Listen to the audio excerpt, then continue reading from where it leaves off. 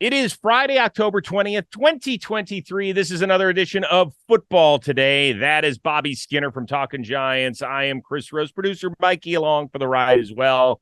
What do you have, class photos? You got a buzz cut on me. What happened? I know. I'm traveling up this weekend. I needed to get one before. So I'm like a haircut every like 5 weeks type of guy. So I like to get it nice and clean. So what do? You just ask him for like a one guard or something? Four on top, two on the side, leave a little in the front. Okay. I mean, I feel like I should tee up an 8-iron and try and hit it right off the top of your head. I've gotten the what's the guy from Rocky? Oh, yeah, okay. I must break you.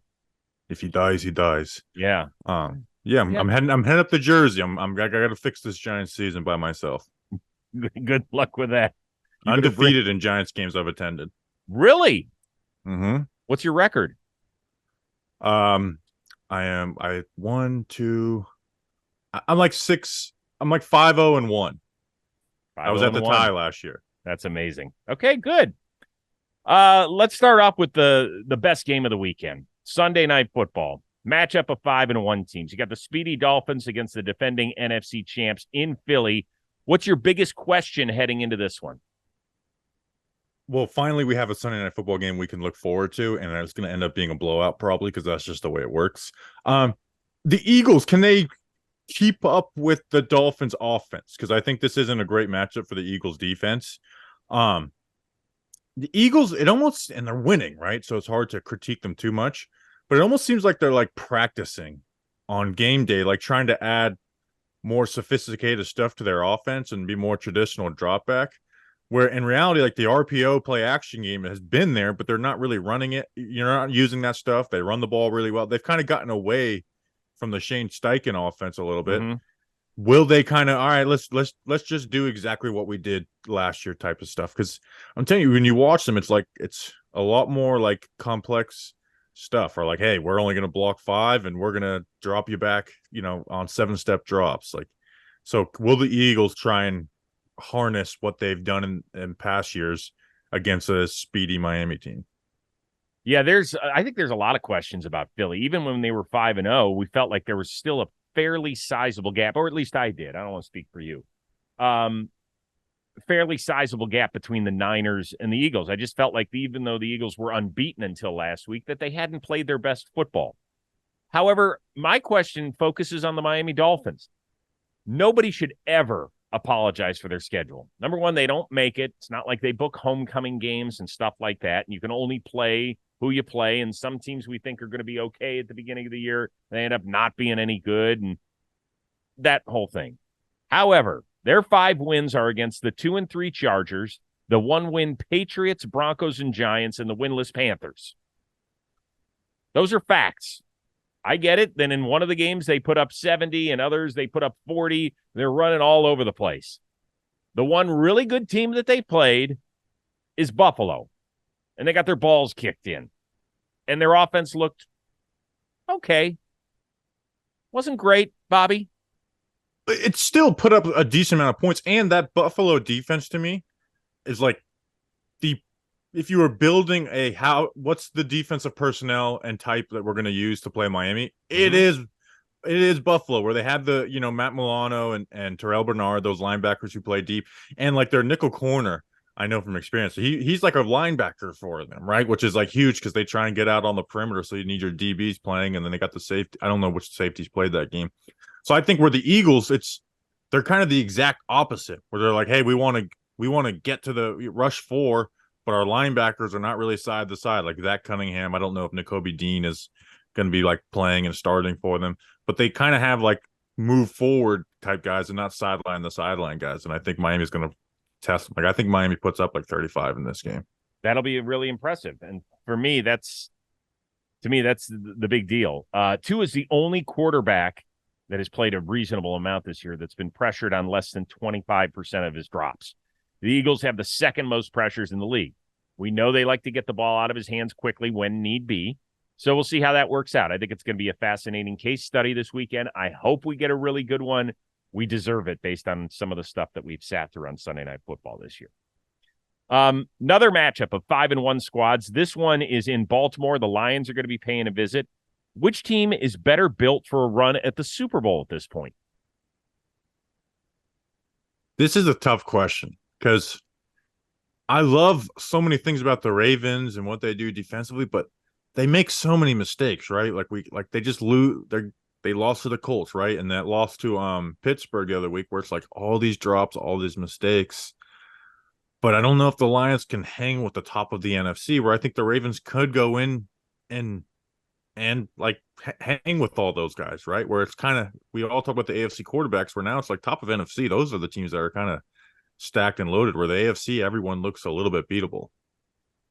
Well, first of all, if you're just going to go based on probabilities, when you look at where organizations have been, the Lions have won one frickin' playoff game since 1957. Even if the Lions were to get a bye, you still have to win 2 to get to the Super Bowl in the same year. So the odds of that happening, if you believe in that stuff, I don't know. Whatever. I don't. I know. And also people will correct me saying that the odds of them this year have nothing to do with what has gone on the last 6 decades with Lions I'm one football. of those people. I am one of those people. Yeah, and that's fine. I'm with it. I just like pointing it out because maybe it makes me feel better about these guys than. I know this isn't. I was thinking this morning. I was driving around with my coffee, thinking about football today, and I know it's not on the topic, but I was just thinking about teams. And I know this isn't on topic. Right now, I would pick a Browns 49ers Super Bowl. Oh God, stop! You're done. I'm serious, man. I'm serious. Don't get me started. Please don't do that to me. I think you're just trying to fuck with me. I'm 100% serious. I love this defense so much. And you think about it, like the Deshaun Watson, that game versus the Titans looked good. Like they offense looked good. And like it's just like, hey, throw away the first 2 games. You start throwing the ball to Amari Cooper more, right? And that's what they did in the Titans game. But anyways, this game, I'm so excited. Even if the Lions score 40 points or 0 points, I'm so excited to see the matchup of Ben Johnson, their offensive coordinator, versus the Ravens defensive coordinator, Mike McDonald, because it's like they're the exact same guy on opposite sides of the ball, where it's like they're going to put new stuff in every single week that is going to throw you off pace. They're going to be very prepared. They're going to find weaknesses in what you do and trying to exploit them. A good third down offense versus a good third down defense. Like the Lions' entire offense versus Tampa was on third down. I just think you have like a Amon-Ra St. Brown versus Kyle Hamilton. I just think it's going to be one of those games where it's just going to be like a coaching schematic like dreams to watch. So I actually didn't answer the question because I was just kind of poking fun at where the Lions have been, and that wasn't very nice of me. I love watching the Lions, and I'm a fan of Dan Campbell. I think that he's captivated the attention of not just Detroit, but really kind of the NFL world with the way that he has done things. And, it's funny because the first press conferences for Dan Campbell and Nick Sirianni felt like they couldn't have gone worse. Like Campbell, everybody made fun of him for the biting of the kneecaps, and Sirianni, I even forgot what it was that he said, but it sounded so jumbled and like, this guy's a head coach in the NFL. People just weren't buying it. And now they're 2 dudes who I think people are kind of into. With that being said, I think as long as Baltimore lets Lamar be Lamar, that they can be a real tough out come January for teams. Like, just let him be. Stop worrying about, well, he can't really be the leading rusher in our playoff game. Why can't he? Let him be who he is and hope that the guys hang on to the passes, maybe throw a few behind, longer than 7 yards, see if we can get the ball downfield a little bit, because that defense, it can play. I don't care who's healthy and who's not. That defense can play. I'm actually going to say the Lions, though, because of like the quarter. I know we said the NFC looks so strong, but San Fran, like you could see them getting the right matchup with that. And I don't trust like do you pick the Ravens over the Chiefs? Possibly, and this is like a Chiefs team we've talked about that's like not like a blow you away type team. It's kind of Travis Kelce or bust on offense, even though they did have Mecole Hardman, which I still think makes you a Travis Kelce or bust. Which there's another question later I want to talk about the Chiefs with. Um, so I'm going to say the Lions. I think they're better built. I think they're better disciplined. I watched those guys practice in person in Detroit, and they are disciplined, man. And I think what they do works in the playoffs, right? You have the offensive coordinator, you have their run game hasn't been like spectacular, but you have the offensive line. But at the end of the day, I don't think either teams are, but I'm going to pick Lions over Ravens. And good for Jared Goff. Like last year, who's been there before too. Yes, good for Jared Goff. Last season, he played exceptionally well at home, and then on the road, you're like, that has changed this year. And part of it is just his ability to throw the ball downfield. He has got the best completion percentage of anybody on air yards over 10 yards. Not just the best. Like for 20-yard throws, it's 70% completion rate. That's insane. Usually the best in the NFL is like 50, 51%. And you have a lot more season to even it out. But I was actually looking at those exact numbers, Chris, and I was like, this is shocking how efficient you are throwing the ball down the field. Like if you can even if it drops down to 60%, that might be like the best we've seen in a long time. And Goff has always been pretty good at that. I remember him being like number one in 2018 and 2019 for the Rams. So all right, we did have football on Thursday night. Actually, it was a pretty entertaining game, although certainly didn't sound that way from the announcer's booth at the conclusion of it. Jags hold on and beat the Saints by 7. It figures New Orleans could not tie the game with 4 cracks inside the 10-yard line. They just couldn't do it. What was your biggest takeaway from this one? This game kind of confirmed priors for me, right? Where it's like Jacksonville's good, talented, but they're still like, man, you should be putting this team away. And they had him early, let New Orleans come back. But Lawrence is dealing with the ankle injury. I still think they're fine, but there's that extra step you want them to take. And then New Orleans, it's like you're just going to be an 8-9, 9-8 team. They're horrible in the red zone, and that showed up at the end of the game, which you can't even put all on Carr. Like Foster Moreau dropped a touchdown pass that would have tied it. By the way, and they had the touchdown the drive before that too. I felt so bad for Foster Moreau. I mean, that was gut wrenching. If people don't know his most recent history, he was diagnosed with cancer back in the spring, fought through it, worked his way back, caught a touchdown earlier this year, and you could just see the disappointment on his face. Like, thank God for Alvin Kamara. Like, walked him back inside the locker room after the game and was like smiling, was like, it's going to be okay. There were a bunch of teammates who went up to him afterward. Yeah.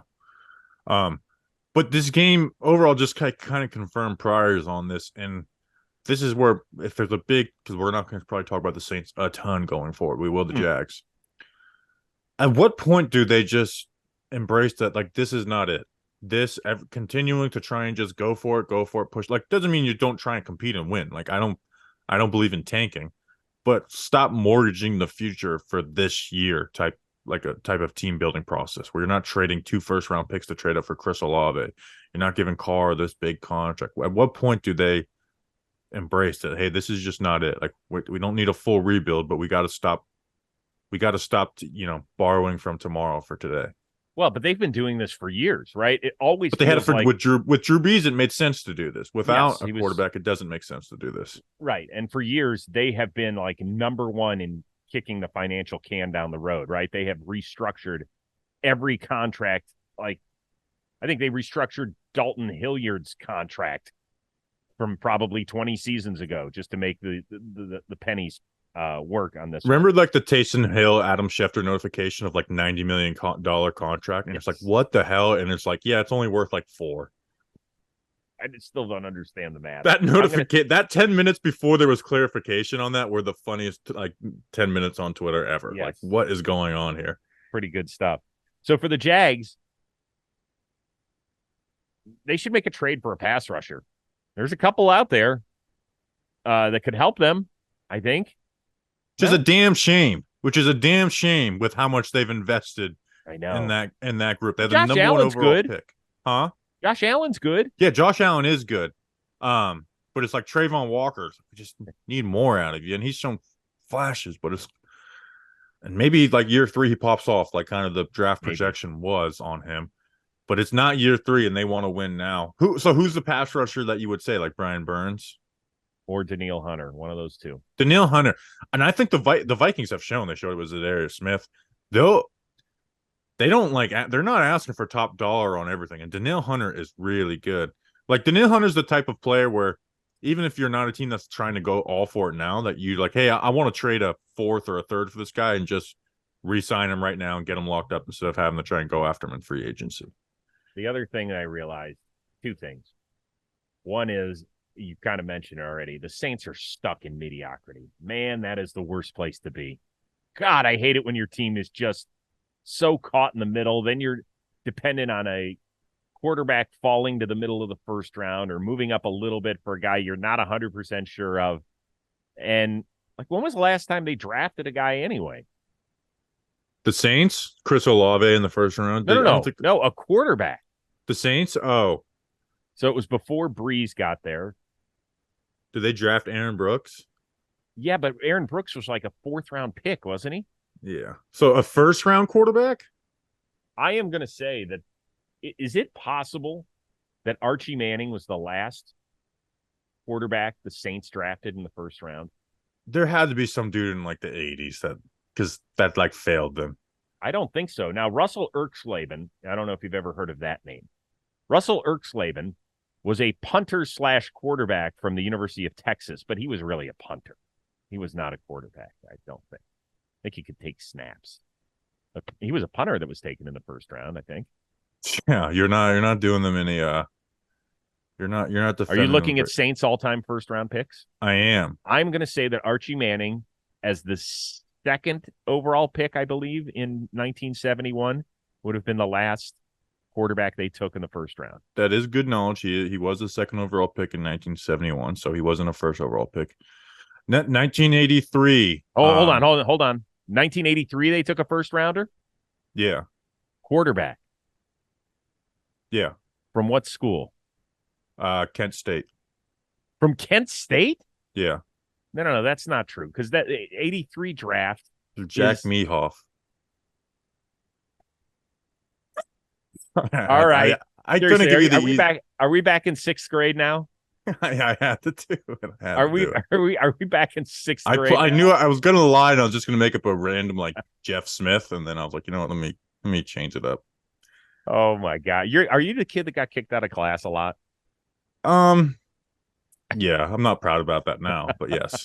That was funny though. You had me laughing. Now will you? And I think you knew. Right? I think you knew the answer. No, well, I just brought it up right now. I don't study this stuff. But 1971 was the year that Plunkett went 1, Archie Manning went 2, and Dan Pastorini went 3. Okay. Well, you look confident, so I wanted to take your confidence down a notch. This is my deal. Just for 10 seconds. Come on, this is my jam. This is what I do. I do NFL drafts. Your recall is very good. Like I remember when I had you on for the playoffs, and I was like, what? I was like, what do you think about Cordell Flott, who played 3 snaps in the playoff game? Like, yeah, he had a good pass breakup on 3rd down. Like, damn it, dude. Try to pay attention. Yeah, so they're a mess, and they're not fun to watch. Thank God the 4th quarter was really enjoyable. That was fun. But man, the Saints, when they have the ball, they're tough. They are a tough watch. What is up, baseball fans? The playoffs are here, and it's time to get in on the action. We've teamed up with DraftKings, and they're bringing all new customers an offer that you can take advantage of right now. New customers who bet $5 will get $200 in bonus bets instantly. So download the DraftKings app now and use my promo code football today. Mike, who is your World Series pick for the rest of this at this moment? Oh, I'm all Phillies right now. I just think no one can beat the Phils. What are they? They're up 2-1. They're up 2-1. They just lost last night to the Diamondbacks. They got walked off on. I'm on the Rangers because they play Creed at the stadium. That's right. New customers who bet just $5 on any wager will receive $200 in bonus bets instantly. Stay in on the action and use your $200 in bonus bets on DraftKings parlays. Combine multiple bets together for a shot at an even bigger payout. If sports betting is not yet available in your state, don't worry. You can still join in on all the fun with DraftKings Daily Fantasy and have the shot to win cash prizes. Download the DraftKings Sportsbook app now. New customers use promo code football today. Bet just $5 on any wager and get $200 in bonus bets instantly. That's promo code football today, only at DraftKings Sportsbook. You'll be glad you did. For the 6th time, Herbert and Mahomes will get together Each of the previous 5 have been decided by one score. There's been a lot of talk recently about Justin Herbert maybe being a social media quarterback, meaning he makes all these wow throws, but he just doesn't win games. You buying that? Before I say anything, are you buying that? No, I don't think it's entirely fair. I do not. Thank you. Through 3 different offensive coordinators, this guy has put up insane stats. His worst statistical year was last year with 25 touchdowns, 10 interceptions, but he almost had 5,000 yards, and that was like unarguably a bad offensive coordinator, and their offensive line was in disarray when Slater got injured. It had become the worst tackle play in the NFL. Winning seasons every single year. You talk about the Chiefs, who have been the gold standard of the NFL.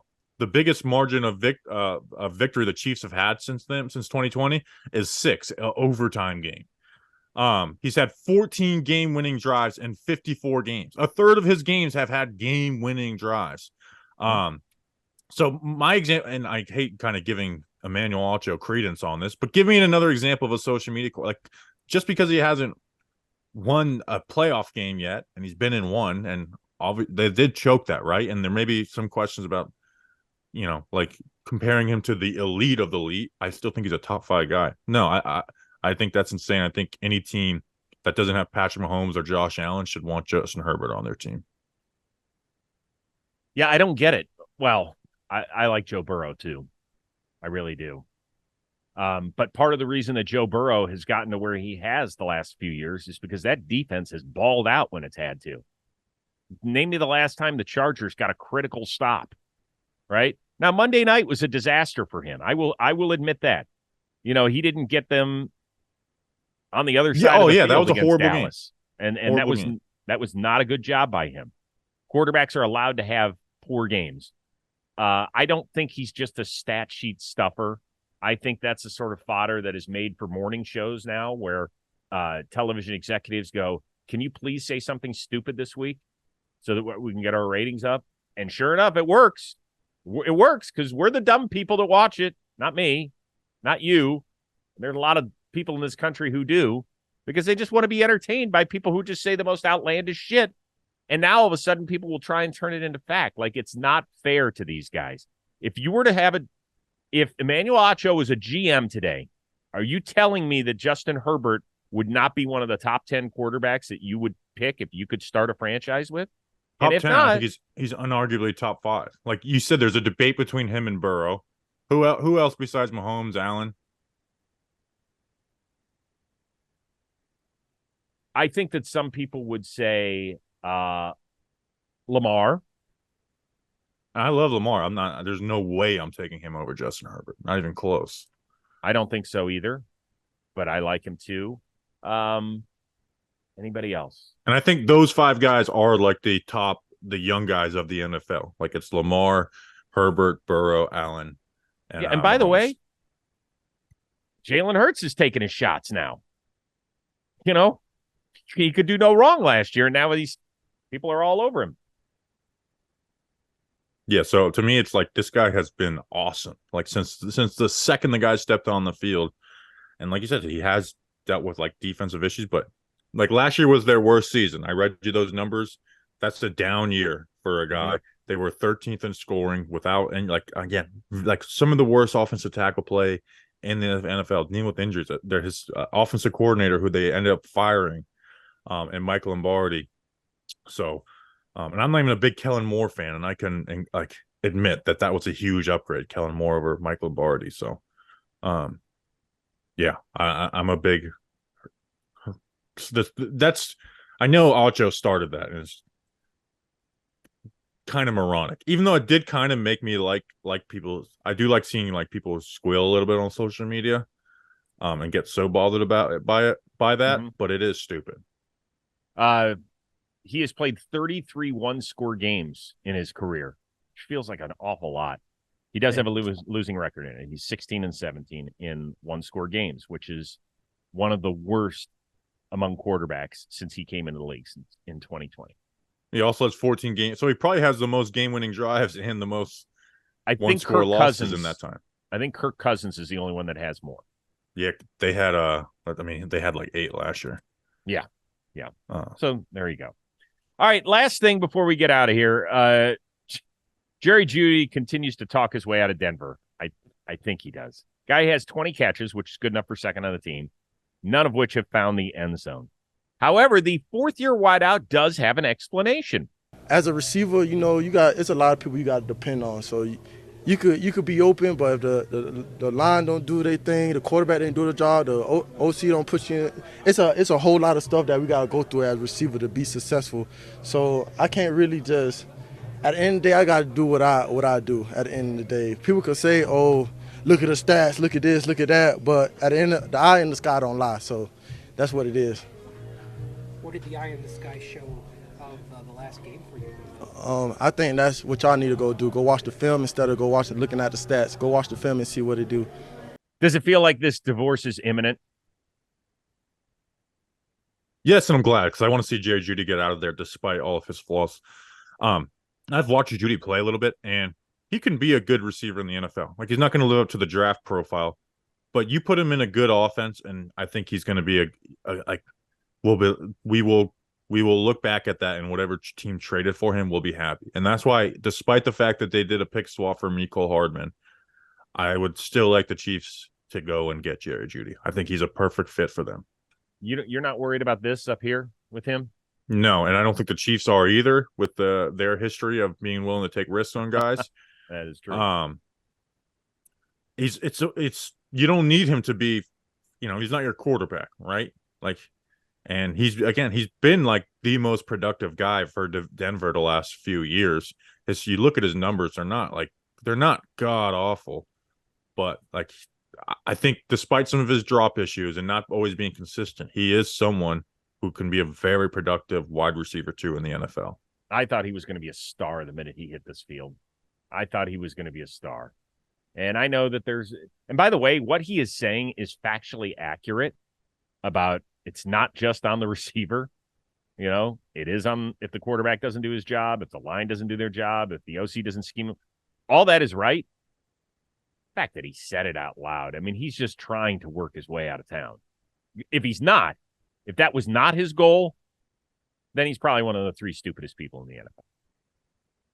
Yeah, he is. I mean, it definitely seems like he's trying to get out because they thought about trading him last year. They wanted a first round pick, and no one was giving him that, despite the fact that he did have he almost had 1,000 yards last year, had 850 yards his rookie year. So Denver would be dumb to not trade him. Like, it's over. It's over. Trade him. We'll get what you can for him. Realize it, and it's done. Let Jerry Jeudy go somewhere else because it's not going to get better before it gets worse. No, they did pick up his fifth-year option, so any team that trades for him is going to get him for a full year and a half. And then they'll have a decision to make and see if he's worth it to stick around. Maybe he just needs that change of scenery, that sports cliche, but I don't know. I think it's not even just like, oh, he's going to be this whole new player when he goes somewhere else. I think he's going to be the same exact player, but it's going to look a lot better in a functioning offense. Mm-hmm. And I think the Chiefs are a perfect fit for Jerry Jeudy, who need wide receiver help, can get him for a cheaper price than they could have last year. And Travis Kelce's your one. I really do think that's a great football fit, despite the fact that they went after Hardman. Well, good luck this weekend up there in New Jersey. I wish you the best of luck. Go enjoy some football. All right. Oh, I will. Check out. We're going to have the tailgate. Already got a bunch of tickets sold. So excited for that. Love it. Good.